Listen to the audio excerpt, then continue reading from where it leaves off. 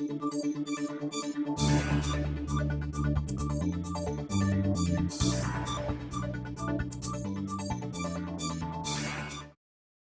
used to work for a private company, which was actually one of the most ethical ones at the time, Hewlett-Packard, and they were honest. Our number one priority is profit. Yeah, that's the capitalist system. If you don't want profit, like you want safety, like you want worker protection, like you want decent retirement plans, you have to impose it somewhere else, because why should the company do that? They'll do it if it increases their profits. But if it doesn't increase their profits, they're not going to do it. Now, if you look at actually what's being proposed in the various WTO negotiations in e-commerce, gee, it's exactly the opposite of what I'm telling you. This is a Global Political Economy newsdoc. I'm Lynn Fries. The comments made in that opening clip were made by the president of the Association for Proper Internet Governance, Richard Hill. The topic of the comment, the launch of negotiations for proposed new rules on e-commerce at the World Trade Organization, is also the topic of this newsdoc. Hill's comments, made at the WTO Geneva headquarters, were part of a much larger conversation at two side events organized by South Africa as part of the WTO's Aid for Trade Global Review. Critics say the launch of this e-commerce plurilateral initiative at the 164 member state World Trade Organization undermines the WTO as a multilateral institution, and that this initiative is yet another rich country alliance aiming to divide and conquer developing country resistance to corporate-led globalization. Led by the United States, the 76 countries that on January formally launched a plurilateral initiative for WTO e-commerce negotiations among themselves represent 90% of global trade. Development economists have done extensive research on this kind of inequality between countries. UNCTAD's 2018 Trade and Development Report shows that the real benefits of global trade under the current system go to the profits of the top 2,000 corporations, and that the corporate 1% control over 50% of international trade, and that in the developing world, China is the only developing country to make it into this elite club. We go now to our featured clips of South Africa's side event at the WTO, including comments by South Africa's ambassador to the World Trade Organization and counselor to the South African Permanent Mission to the WTO. Just short opening remarks. As you are aware, the global economy is undergoing digital transformation, and this involves the application of new digital technologies to economic activities in ways that are changing how goods and services are produced, how they are distributed, and how they are consumed. And we are also well aware that this transformation is taking place in an uneven manner across the world. We also are aware that it is inevitable, as everyone says. It is here, and it is, as I said, changing the ways goods and services are produced. But of course, government policy has a role, and it can influence the speed, it can influence the impact, it can influence the direction that the digital transformation is taking place.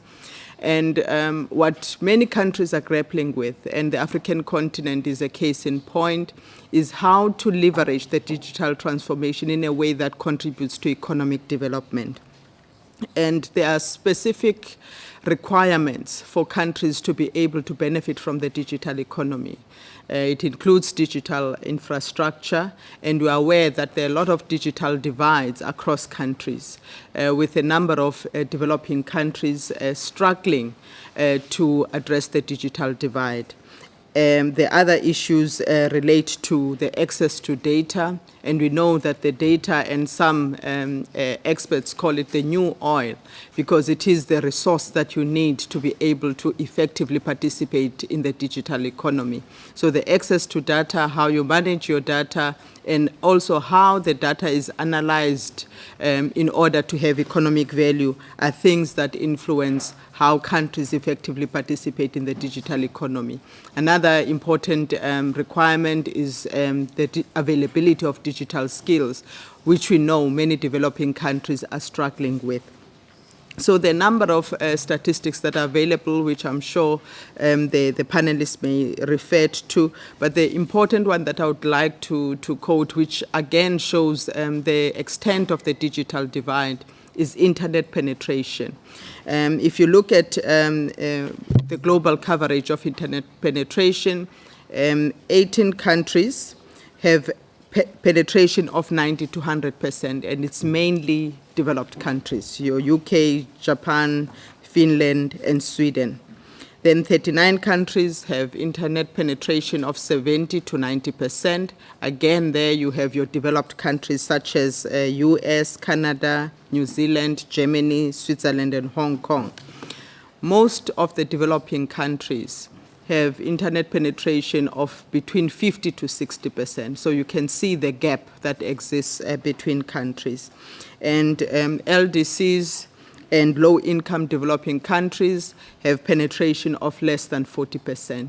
And you have 24 countries in the world that have internet penetration of less than 10%, with significant implications for their participation in the in the digital economy.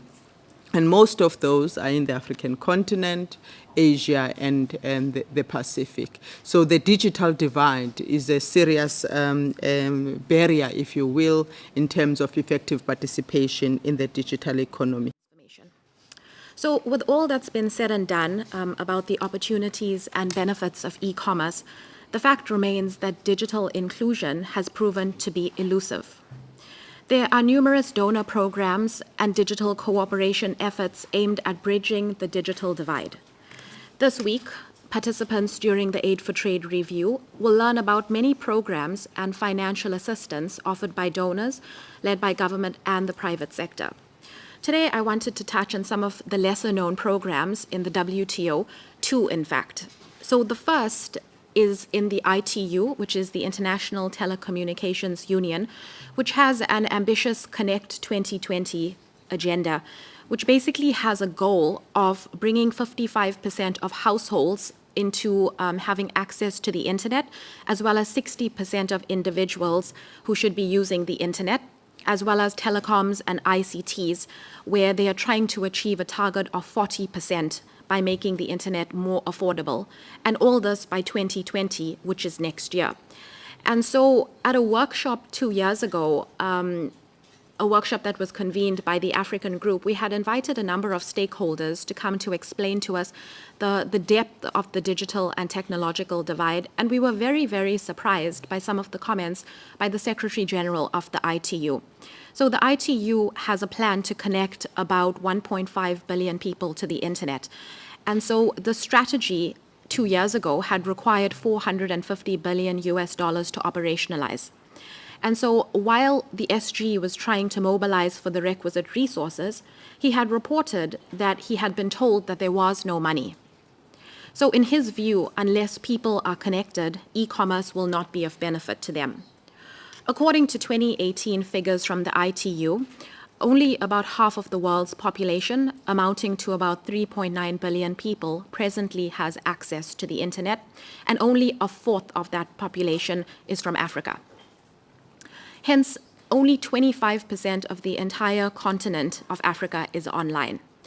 I think for the purposes of today's session, this reality is extremely important to digest, not only in the context of aid for trade, but in view of the robust international efforts by developed countries and large corporations to get developing countries and least developed countries to sign onto multilateral rules on e-commerce and digital trade in the WTO. In our view, it is inconceivable to imagine how developing countries, especially African countries, could leverage the benefits of e-commerce and digital trade when their inclusion in the digital ecosystem is the exception rather than the norm. The ITU's Connect 2020 agenda will unfortunately not meet its targets, and it is estimated that almost 3 billion people will still remain offline in 2020. This is in part due to a number of reasons: the lack of a coordinated approach towards connectivity, finding replicable solutions that can be scaled to connecting the large rural offline populations at minimal costs, and finding effective strategies for narrowing the usage gaps, as well as, of course, the financial constraints in trying to fund this program. Another concrete example is that of the Global Digital Solidarity Fund, which I don't think many people in our trade circles are aware about. Now, this Global Digital Solidarity Fund had come about during the World Summit on the Information Society, so the WSIS process, and it was pretty much established to try to fight the North-South digital divide and the content divide. Now, this fund was established several years ago, and it was unique at the time because it was proposing a new financing mechanism where a contribution of 1% of public procurement contracts related to ICTs would be paid into this fund voluntarily by the vendor from their profit margins. Now, this fund was also unique because it promoted South-South cooperation, and it had recognized the challenges of aid flowing from North-South cooperation, which was often considered too complex for it to be efficient, whereas South-South cooperation was thought to be more respectful to cultural diversity, and it was more respectful to local content emanating from developing countries. Unfortunately, this fund, yet again, met its untimely demise, primarily because of the lack of funding. Now, the promoters of the fund had failed to rally the support of most of the countries of the North, who are the largest consumers of ICT equipment and services. So I think this context is quite relevant because generally the question we now have to ask ourselves is to what extent should we as developing countries be reliant on aid and technical assistance? About 2 years ago, the African group had invited the UNCTAD technology division to speak to the African group. And they had told us that it takes a lot more than affordable infrastructure to benefit from e-commerce, and that they are limited in terms of what they can do to help members under the Aid for E-Trade initiative. Similarly, the World Bank told the African group that there might not be a need to have new rules on e-commerce. When the group had asked the World Bank about the costs associated in becoming e-commerce ready as developing countries, we were met with reluctance to speak about figures. So I think generally, while development assistance programs should be evaluated objectively with proper, honest appraisals by beneficiary countries and on the legitimate gains that such aid possibly brings to an economy, there are large volumes of literature about aid ineffectiveness and the dependency of developing countries, especially African countries, on foreign donor assistance. There's also a number of investigative research work on the correlation between foreign aid and economic development, and whether aid is simply a mechanism to extract wealth from developing countries to guarantee the economic success in developed countries. We need to explore homegrown domestic solutions and sustainable financing mechanisms to develop national and regional digital infrastructure. Some of these examples that we propose include the need for there to be strong state-led policies that prioritize the role of the state and treats data, which is the currency of the digital economy, as a valuable economic resource. State intervention insofar as industrial development is concerned is paramount. We should also make use of local and regional banks. The African Development Bank, for example, has established an Africa Digital Financial Inclusion Facility as a new innovative financing vehicle to accelerate digital financial inclusion across Africa. There are also other options, such as our regional economic communities, such as SADC, the EAC, COMESA, ECOWAS, where they could work digital cooperation projects into their trade, telecoms, or development programs. Another way of self-financing is through taxes and customs duties, where new business models are emerging and challenging traditional taxation and customs regimes. We could establish some kind of methodology or algorithm that would tax, for example, electronic transmissions, so that you could use that kind of money or the profits coming in from that to fund, for example, an Africa cloud. So many countries in Africa can explore options to share their data among themselves to build a regional digital economy, which would help build regional digital infrastructure. We note that in Latin America and the Caribbean region, there has been a launch of a digital cooperation agenda, and perhaps Africa could explore options for a digital cooperation and not e-commerce negotiations at this stage. Now, I think generally we remain very skeptical about the connection between signing onto e-commerce rules and the promise of aid. And the African group, as many of you may be aware, has a long history in this organization and in other international organizations of being influenced by the promise of aid in exchange for accepting new multilateral rules. We note that aid has generally not been forthcoming in the ways that are needed, and it should never be conditional, particularly if it requires accepting policy commitments that undermine Africa's development objectives as we define them. Retaining policy space for Africa is crucial. In our view, developing countries have to be allowed to develop and implement policies where we have the room and flexibility to change them, to tweak them, and in some cases, abolish them if they are not working for us. The implications of signing onto legally binding rules in exchange for aid for which we are not ready will severely constrain us from regulating the space. In order to industrialize in the past, you had to take a benefit of the surplus produced from the value added of more efficient agriculture, mining, whatever. Well, today you're going to have to do it through capturing the value added of data.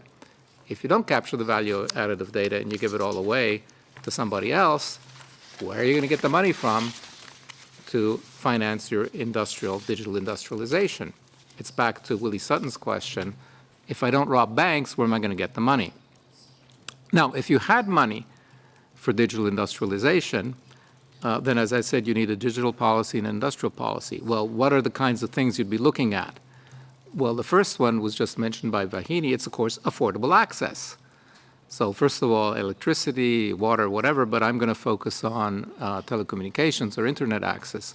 Those of you from developing countries know that the cost of internet access in relative terms can be between 10 and 50 times higher than it is for us here in the West. So, well, yeah, okay, you can buy cheaper cell phones, and the rates are cheaper in absolute terms, for example, for mobile access than we pay here, but in relative terms, they're not cheap. They're much higher. So we already have a problem there. Even if you had the money, you can't actually use it. So you need to use some of the money that you're going to get out of something, we'll come back to that, taxation, as Vahini mentioned, or whatever, to have a digital policy which says, well, everybody has to have affordable access.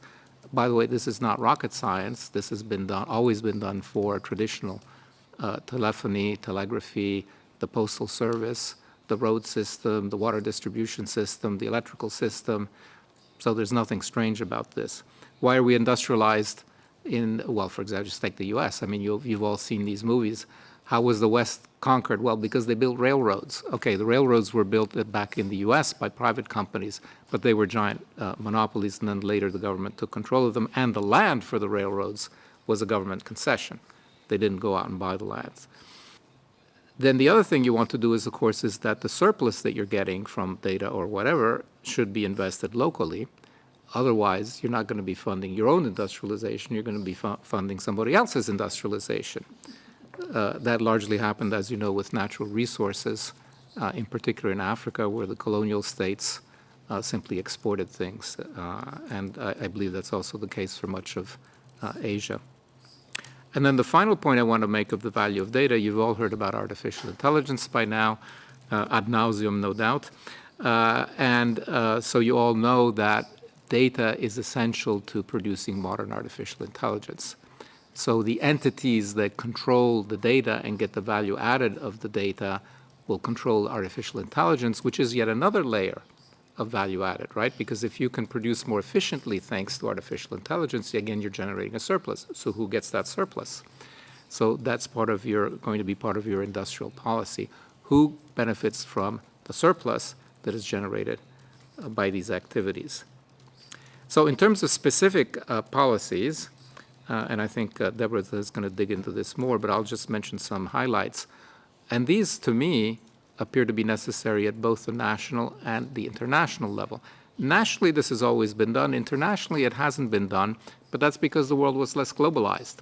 Globalization is a fairly recent phenomenon, and it's now clear that many issues are global, even if the president of one large country seems to think that they aren't and he can do it himself. I mean, maybe he can because they're big enough.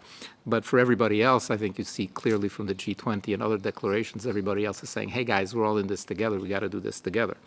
So you'd think that national policies also in some form, not the same thing, but in some form you should think about them at the international level. And we do, for example, the restrictions on money laundering and banking rules and so on are done internationally these days. That's well accepted. So what are the things I think you need at both the national and the international level? Well, the first one is the Universal Service Fund, how to make these technologies accessible to everybody at a fair price. It doesn't necessarily mean the same price for everybody, but it does mean a fair price. In almost all countries, there are very large density differences in geography, right? Cities are much more densely populated than the countryside. Well, it happens that for telecommunications, the cost depends on the density. It's cheaper to connect a city than rural areas. So almost all countries have a universal service fund where basically the citizens of cities are paying more so that the citizens in rural areas can have access at a price that is below what the cost would be if they weren't somehow subsidized. They might be paying more, but it's the same. For example, actually in Switzerland for the mobile, it's not more. Everybody gets mobile at the same cost. And you can imagine that some of these people who live out in these strange valleys out in Grison, which is a beautiful area, that's very expensive. I used to work for a mobile operator. It's very expensive to lay the towers in those narrow valleys, but we don't charge them more because that's a rule. The government imposed that. It's a license condition. You don't get the GSM license in Switzerland unless you agree to have universal service. And then, of course, there's the T word, which businesses don't like, of course, because they're into maximizing profits. So, of course, they don't want to pay taxes. Why would you want to pay taxes if you're a business? If you ask a business that you want to pay tax, they're going to say no. If you ask me, do I want to pay tax, I'm going to say no, right? If you ask anybody, do you want to pay tax, you're going to say no. So that's a silly question to ask. You have to look at it from the point of view of the collectivity. Do we as a group, whatever, a tribe, a city, a state, the whole world, think that we need taxes? And what do we need taxes for? Well, we probably need taxes for security, probably need taxes for the justice system, probably for the health system to some extent, probably for education to some extent. And guess what? Maybe we also need it to fund things like universal service funds or industrial policies. And that brings us to subsidies. Ooh, subsidies are really terrible, right? Everybody knows that. Well, guess what? If you look at the history of industrialization anywhere, I will tell you that you always found some sort of subsidies. It could be in the form of a concession. For example, how did tobacco, you know why, is there still a cigarette called Raleigh? There used to be. Anybody remember that?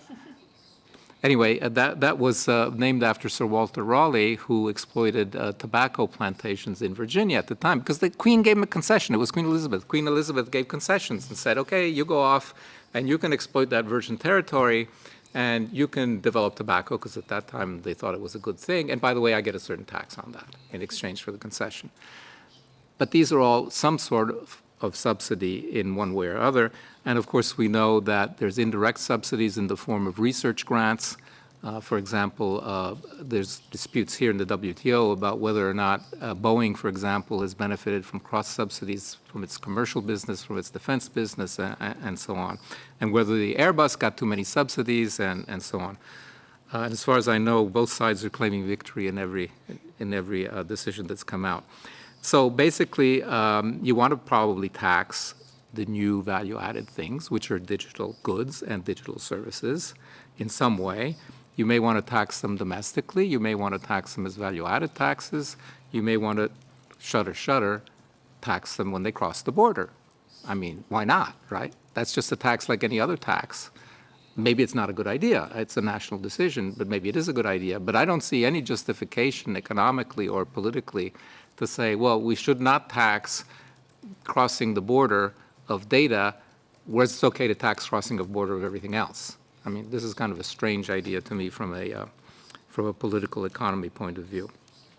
And then you certainly want a competition policy, because we know that due to economies of scale and network effects, we're seeing increasing concentration. Again, look at the top companies. Guess what? They're all internet companies, and now they're not just all American, right? They're Chinese companies right up there, because the Chinese market is very big, and so you're getting the same economies of scale and network effects that they got in the U.S., Europe market, or rest of the world, if you like. And so you have to have a competition policy, because you think that these guys are going to abuse dominant market power? No, of course not. Business people never abuse dominant market power. They all ascribe to ethical principles, right? I used to work for a private company, which was actually one of the most ethical ones at the time, Hewlett-Packard, and they were honest. Our number one priority is profit. Yeah, that's the capitalist system.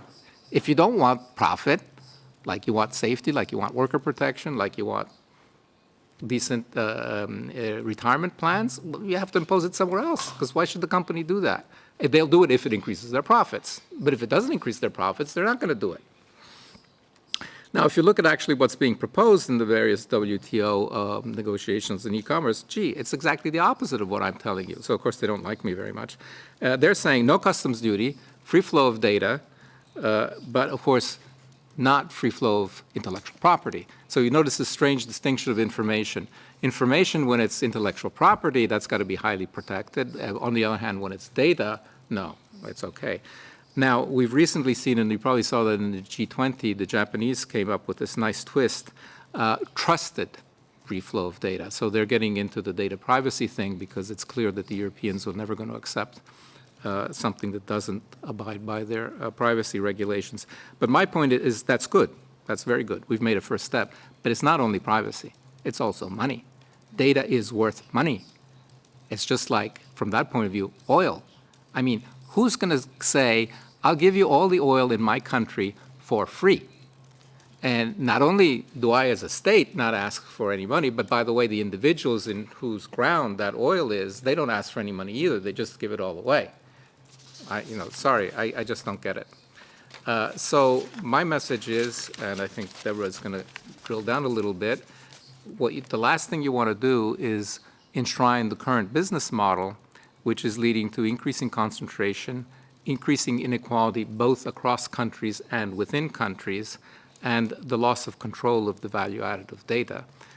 This unbridled neoliberal globalization is not delivering. So the last thing you want to do is come up with binding international rules which enshrine that system. We have to leave it there. Thank you for joining us.